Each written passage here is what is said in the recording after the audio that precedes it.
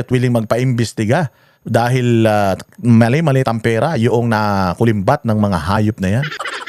Tapos walang nilabag na due process. Ending dito, no? Kundi ito po ay pagpapatupad ng mandato ng proseso po ng impeachment laban sa pangalawang Pangulo. Ngayon pong ipaliwanag ng pangalawang Pangulo, ito pong tinatawag nating 50 million wealth gap sa kanya po nga pag-aari, no? And Antayin mo lang, baka ikaw marami ka na rin pag-aari na hindi natin alam kung saan nanggaling. Ingat ka. Sabi nila, what goes around comes around. Kung ano yung ibinato mo. Kapag nagturo ka, merong 3 daliri na nakaturo pabalik sa'yo. Humanda ka, Terry doon. Baka pagdating ng panahon, ikaw naman ang humihingi ng tulong sa social media para ipagtanggol ka. Ingat ka ha. At ito, ginagawa ng istorya, mga bossing, ng sambayan ng Pilipino, itong pagsasama ni VP Sara at ni Arroyo na tila mo pinalulutang nila si Arroyo ang tatakbong bise niya. Kasi nga syempre pag si Arroyo yung tatakbong bise, so ibig sabihin to sila Mike Defensor, tao ni Arroyo itong mga to or link kay Arroyo.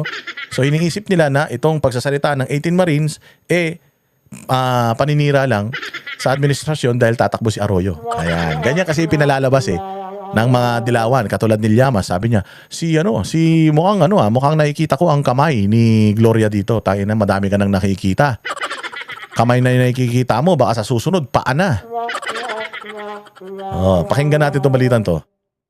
Sa okasyon, sina Vice President Sara Duterte at dating Pangulo at Pampanga Representative Gloria Macapagal Arroyo. May patutsada rin si Arroyo laban sa reklamong impeachment kay VP Sara. Ani sa frontline ng balita si Brel Montalvo ng News 5 Mindanao. Mag-iisang buwan na nang ibunyag ni Vice President Sara Duterte ang plano niyang pagtakbo bilang Pangulo sa 2028. At habang papalapit ang butuhan, unti-unting nagpapahiwatig ang bise kung sinong makakasama niya sa eleksyon. Una, ang hindi niya pinangalan ng running mate na hindi pa raw desidido kung tatakbo bilang vice-presidente. Antayin na lang natin yung desisyon niya, huwag na lang natin siya guluhin, baka atakihin siya. At ngayon, ang 4 na personalidad na lumapit na rin daw kay VP Sara. Yan ay para naman mapabilang umano sa kanyang senatorial slate. Usap-usapang isa dyan si dating COMELEC Commissioner Rowena Guanzon. Pero nang matanong yan sa bise, Allergic ako sa mga politiko ngayon. So, i-consider lang nila ako. sinabi niya lahat yan sa isang pop-up exhibit sa Davao City nitong Sabado, kung saan kasama rin ni VP Sara ang kanya umanong mentor at dating Pangulong Gloria Macapagal Arroyo. Giit ni Arroyo, hindi raw dapat pinepersonal ang impeachment tulad na lang ng kinaharap ngayon ni VP Sara. I myself went through impeachment proceedings 4 times. Such mechanisms should neither be personal nor political theater. It is important that those in charge... Alam nyo, ang ano pa rin ni Gloria, no? Ang parang ang lakas pa rin niya. Tingin nyo, ilan taon niya si Gloria? Alam mo, mag-80 na yan. Tandaan na ni Gloria, pero very sharp pa din, ano? Kung sakaling ito man ang maging vice-presidente ni Inday Sara, ano na din, pwede na rin, Pwede na rin, kasi matalino man ito. Matalino man ito. And sa tingin ba ninyo, hahabulin nito yung mga nagkasala dyan sa Congress? Pwede rin, Madaming may kasalanan sa kanya dyan sa Congress. Tandaan niyo, pinagkaisahan ito dyan sa Congress para matanggal siya dyan.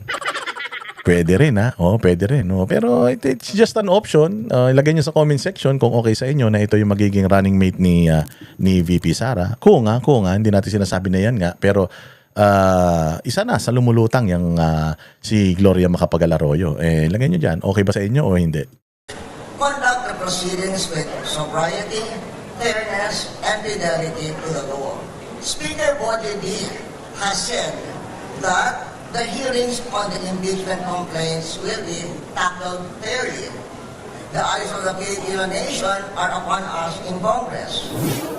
Sa isang event naman sa Digos City ngayong araw, may bagong birada ang bise laban sa ilang kongresista. Yung mga iilan sa mga members of the House of Representatives ay inaabuso yung kanilang posisyon at kapangyarihan at more than that ay lumalabas na para silang mga law benders. Nagbabalita mula sa frontline, Bril Montalvo. Di ba? So ano ba? Okay ba sa inyo yan o hindi? Ilagay nyo dyan sa comment section kung okay sa inyo. Kung hindi, ilagay nyo rin dyan sa comment section. Maganda yan. Kami ang boses ng masa, hindi natatakot. Katotohanan lang, di kami nalulunod. Walang bahid ng sismis, lahat ay totoo. Kahit sino ka pa, pag mali ka babanatan ka. Walang pinipili kulay, wala kaming kinikilingan. Basta para sa bayan, kami lalaban. Pag tama palakpakan, pag mali banatan. Di matitinag, di matatakot, para sa bayan tuloy ang sigaw. Sa harap ng kamera, walang halong takot.